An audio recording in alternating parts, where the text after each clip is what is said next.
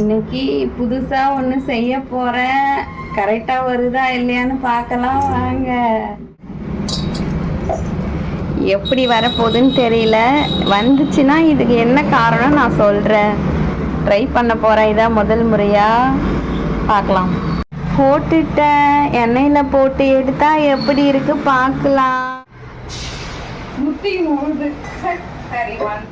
முத போடும்போது வந்த முறுக்கு சூப்பர் டிசைன்ல வந்து இது என்னடா இப்படி வருதுன்னு பார்த்தேன். அப்புறம் பரவாயில்ல, ஒரு அளவுக்கு அழகா வந்துடுச்சு. என்னென்னு நான் சொல்கிறேன். அது வந்து இட்லிக்கு நான் மாவு அரைச்சிட்டு இருந்தேன். உளுத்த மாவு ஒரு கைப்பிடி எடுத்துக்கிட்டேன். 4 கைப்பிடி அளவு அரிசி மாவு எடுத்துக்கிட்டேன்.